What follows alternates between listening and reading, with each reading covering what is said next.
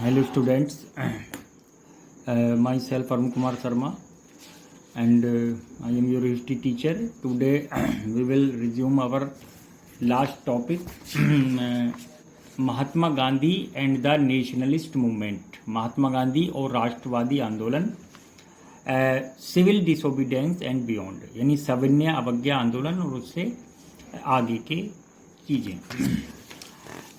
Today our on 349 page topic 2, the making and unmaking of non cooperation। Non cooperation का बनना और उसका बिगड़ना। मेरा मतलब इसका इट मीन्स है इट वाज सक्सेसफुल और not successful. Mahatma Gandhi was to spend much of 1917 in Champaran.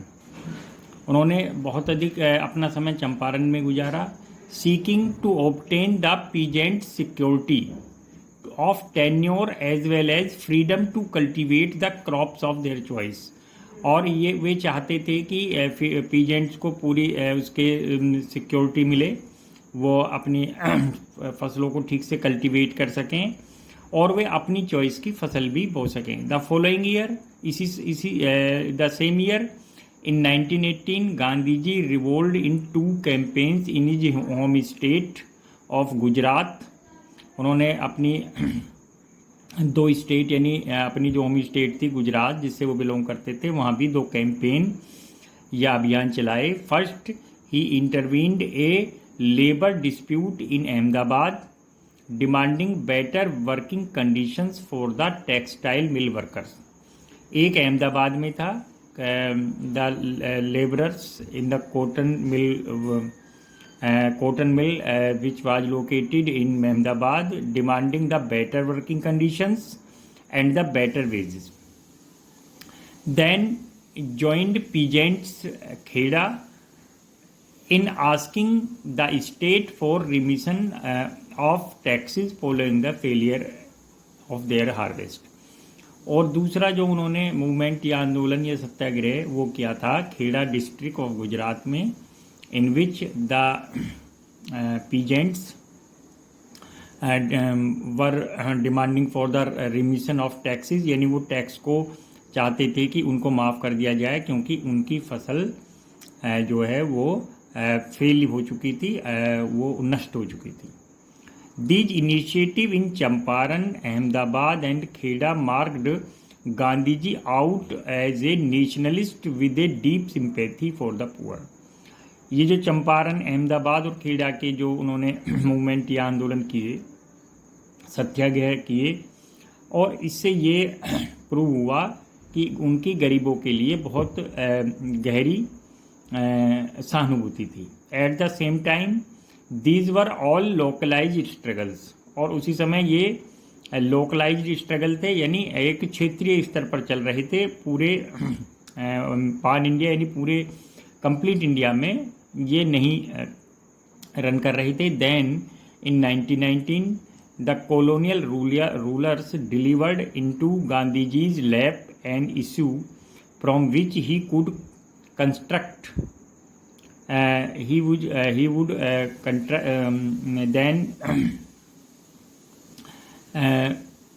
then in 1919 the colonial rulers delivered into Gandhiji lap an issue from which he could construct a much wider movement। यानी अब colonial ruler ने खुद ही उनको एक ऐसा issue मुद्दा दे दिया जिससे कि वो एक नेशन वाइड आंदोलन चला सकें। During the great war of 1914 to 18 the British had instituted censorship of the press and permitted detention without trial। जब फर्स्ट वर्ल्ड वार या ग्रेट वार चल रही थी बिटवीन 1914 to 18, ब्रिटिश लोगों ने एक प्रेस पर सेंसरशिप लगा दी थी, यानी प्रेस उनकी मर्जी के बिना कोई भी चीज़ नहीं पब्लिश कर सकता था। And permitted detention without trial, और उन्होंने इस बात को भी परमिट किया कि बिना मुकदमा चलाए ही किसी भी व्यक्ति को गिरफ्तार किया जा सकता है या नज़रबंद रखा जा सकता है। Now on the recommendation of A committee chaired by sir Sydney Rowlatt the tough measures were continued. अब उन्होंने ब्रिटिशर्स ने एक और कमेटी बनाई और उसके जो हेड थे उनके नेम था सर सिडनी रोलेट। उन्होंने रिकमेंड किया, उन्होंने सिफारिश की कि ये जो मेजर्स हैं विद यानी trial without detention without trial and censorship of press, इनको लागू रखा जाए और बहुत अधिक सिवियरिटी के साथ, कठोरता के साथ इसको इम्पोज करें। इन रेस्पॉन्स, इसके जवाब में Gandhi ji called for a country wide campaign against the Rowlatt Act. उन्होंने रोलेक्ट एक्ट के खिलाफ एक कंट्री वाइड, एक देशव्यापी आंदोलन शुरू किया। In towns across north and west India,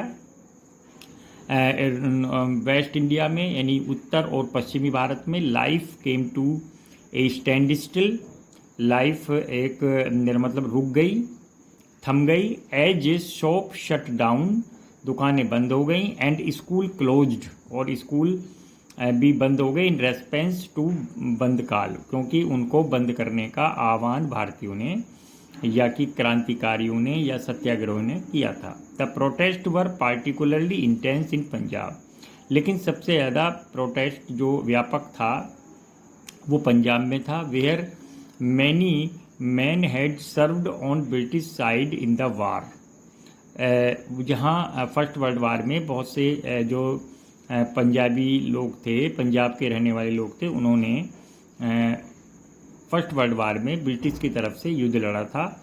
and expecting to be rewarded for the service, instead they were given to Rowlatt Act, और वे ये चाहते थे कि उनकी जो सर्विस उन्होंने सेवा की है ब्रिटिश एम्पायर की, उसके बदले में उन्हें कोई रिवार्ड मिलेगा, लेकिन उनको रोलेक्ट एक्ट दिया गया। Gandhi ji was detained while proceeding to the Punjab, Gandhi ji जब पंजाब जा रहे थे तो उनको गिरफ्तार कर लिया गया। Even as prominent local congressman were arrested, और यहाँ तक कि जो प्रोमिनेंट कांग्रेसमैन थे पंजाब के, उनको भी गिरफ्तार कर लिया गया। The situation in province grew progressively more tense, और इस प्रकार वहाँ जो प्रोविंस की यानी पंजाब की जो सिचुएशन थी वो लगातार बहुत टेंस, तनाव भरी और होती गई।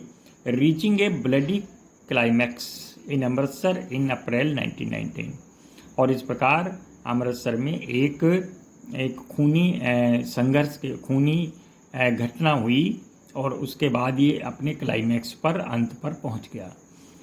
इन अप्रैल 1919 व्हेन एक British brigadier ordered his troops, उसने अपने सैनिक दल को आदेश दिया to open fire on a nationalist meeting, जो राष्ट्रवादी मीटिंग जलियांवाला बाग में ऑन 13 अप्रैल 1919 को हो रही थी। उसमें British brigadier general Reginald Dyer ने वो आया और उसने तीनों गेट बंद कर दिए, और उसके बाद एक गेट खुला हुआ था जिससे वो आया था, और उसने वहाँ वे लोग जो कि वैसाखी मेला सेलिब्रेट कर रहे थे उन इनोसेंट लोगों पर फायर करने का आदेश दिया। More than 400 people were killed, 400 से भी ज़्यादा लोग मारे गए। In what is known as Jallianwala Bagh massacre, और इसे बोला जाता है जलियांवाला बाग हत्याकांड।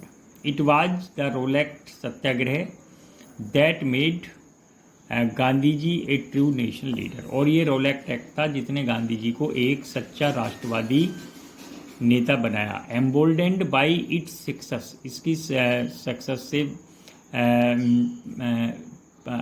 उत्साहित होकर Gandhi ji called a campaign of non cooperation with British rule, उन्होंने एक नया अभियान या मूवमेंट जिसका नाम नॉन कोऑपरेशन या असहयोग आंदोलन था वो लॉन्च किया। Indians who wished colonialism to end, यानी भारत के जो लोग ये चाहते थे कि कॉलोनियलिज्म या ये उपनिवेशवाद ये समाप्त हो जाए, वर आस्क्ड टू स्टॉप, उनसे कहा गया कि टू स्टॉप, स्कूल जाना छोड़ दें, कॉलेज और लॉ कोर्ट्स भी जाना छोड़ दें, एंड नॉट पे टैक्सेस, और सरकार को कोई भी टैक्स न दें।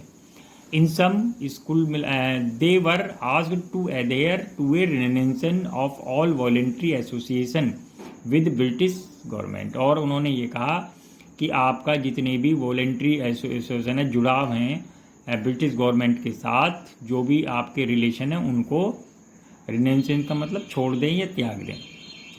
If non cooperation was effectively carried out, अगर ये non cooperation effectively carried out होता, यानी ठीक से इसका जो है इम्प्लीमेंटेशन होता, India would win Swaraj with in a year.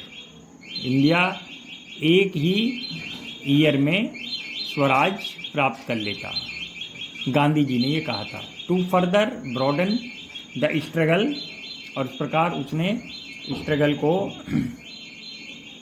आगे व्यापक बनाया। And further broaden the struggle he had joined hands with the Khilafat movement, और इस प्रकार इसको और ज़्यादा व्यापक बनाने के लिए उन्होंने खिलाफत मूवमेंट को भी के साथ भी यानी जो खिलाफत मूवमेंट चल रहा था मुस्लिम्स के द्वारा, उसको दोनों ज्वाइन किया। That sought to restore the caliphate. What was the aim of Khilafat movement? They sought to restore the caliphate. वे खलीफा का या कि जो रिलीजियस हेड ऑफ मुस्लिम था उसका शासन चाहते थे टर्की में और उसके आसपास के रीजन में। A symbol of pan Islamism which had recently been abolished by Turkish ruler Kemal अटातुर्क।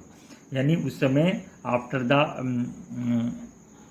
First world war, Kemal Ataturk, a general of the military in Turkey, he abolished the rule of खलीफा and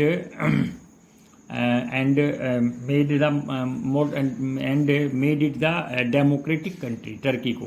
तो लेकिन हमारे जो India के जो मुस्लिम थे, जिनके नेता थे मोहम्मद अली और शौकत अली, उन्होंने यहाँ एक खिलाफत मूवमेंट को लॉन्च किया और वे चाहते थे कि फिर से जो खलीफत है उसको रेस्टोर किया जाए, और वे ब्रिटिशर्स से डिमांड कर रहे थे, और इसी के लिए वे गांधी जी से मिले। और प्रकार गांधी जी और वो दोनों ने मिलकर एक प्लान बनाया कि हम नॉन कोऑपरेशन और खिलाफत को एक साथ चलाएंगे। What was Khilafat movement? Khilafat movement क्या था? The Khilafat movement 1919 to 1920 was a movement of Indian Muslims.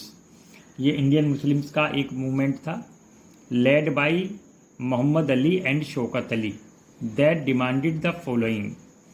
जो मोहम्मद अली और शौकत अली इसके लीडर थे, दैट डिमांडेड द फॉलोइंग, उन्होंने ये डिमांड की कि टर्किश सुल्तान और खलीफा must retain control over the Muslim sacred places in the erstwhile Ottoman empire. तो उन्होंने मांग की कि जो टर्किश सुल्तान है, ये खलीफा है, उसको रिटेन किया जाए उसको, एंड उसके बाद वो कंट्रोल करे उन सभी मुस्लिम सैक्रेड प्लेसेस माने पवित्र स्थानों पर, इन द अर्स्टवाइल, जो पहले थे, अर्स्टवाइल का मतलब भूतपूर्व में जो थे, and Ottoman empire, the Jazirat ul Arab. Jazirat ul Arab means Arabia, Syria, Iraq और पैलेस्टाइन। यानी these all the places considered as the sacred places for the Muslims must remain under Muslim sovereignty। उन्होंने कहा कि ये सब मुस्लिम sovereignty में आए और इन सब का एक ही रूलर हो और वो खलीफा।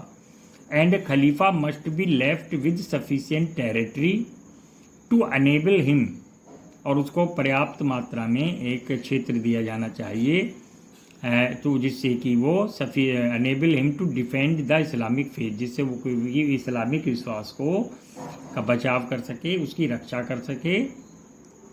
Congress supported the movement, Congress ने इस मूवमेंट को सपोर्ट किया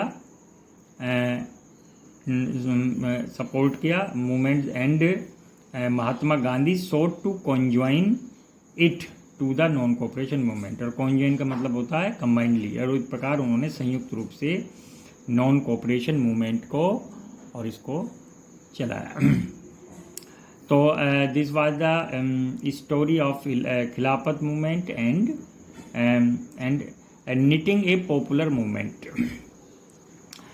गांधी जी होप दैट, गांधी जी को विश्वास था कि coupling of non cooperation with Khilafat India's two major religious communities Hindu and Muslims collectively bring as end of colonial rule. Gandhi ji को विश्वास था कि जैसे ही भारत की दो बड़ी धार्मिक समुदाय एक साथ आएंगे, हिंदू और मुस्लिम, इस प्रकार और नॉन कोऑपरेशन और खिलाफत जब एक साथ चलेगा, could collectively bring end to colonial rule, इससे कॉलोनियल रूल की समाप्ति हो जाएगी। These movement certainly unleashed a surge popular action that was altogether unprecedented the colonial India. और इस प्रकार हमारा उनका पॉपुलर एक्शन इतना प्रोग्रेस करेगा, बढ़ेगा कि और ये इसका जो बहुत ही अधिक होगा कॉलोनियल इंडिया पर, और अंग्रेज़ों को भारत को छोड़कर जाना पड़ेगा। Students stop going to school, students ने छोड़ दिया स्कूल को जाना। And college run by government, lawyers refuse to attend court, lawyers ने रिफ्यूज़ किया अटेंड टू कोर्ट को अटेंड करना। The working class went on strike in many towns and cities, और जो मजदूर थे या वर्किंग क्लास थे वे भी कई शहरों में और गांवों में स्ट्राइक की हड़ताल पर चले गए। According to the official figures, अगर हम ऑफिशियल फिगर देखें, देर वर 396 स्ट्राइक्स इन 1921 में 396 हड़ताल हुई, involving 6 lakh workers and loss A 7 million work day. 6 lakh worker ने, 6 लाख जो वर्कर थे उन्होंने इसमें शामिल हुए और लगभग 7 मिलियन वर्क डेज का लॉस हुआ। The countryside was seething with discontent too, और पूरे कंट्री साइड में यानी ग्रामीण क्षेत्रों में भी ये जो डिसकंटेंट था या ये असंतोष था लगातार बढ़ रहा था और ये ग्रो हो रहा था। हिल tribes in northern Andhra Pradesh, जो नॉर्दर्न आंध्र प्रदेश था उस समय, तो उसमें हिल ट्राइब्स थे यानी जो पहाड़ी जनजातियां थीं, वॉयलेटेड द फॉरेस्ट लॉज, वे वन कानूनों को वॉयलेट कर रही थीं और उन्होंने उनको मानने से इनकार कर दिया। Farmers in Awadh did not पे टैक्सेस, और इस प्रकार जो अवध के फार्मर थे वो टैक्स भी देने से नहीं दे रहे थे, उन्होंने इससे भी डिनाइल किया। Peasants in Kumaon refuse to carry loads for colonial official, और जो पीजेंट्स थे कुमायूं के, उन्होंने रिफ्यूज़ किया कि वे कोई भी कॉलोनियल लोड्स कोई भी जो वर्क नहीं करेंगे कॉलोनियल ऑफिस का, और ना ही वो कोई उनका वजन की ढुलाई करेंगे।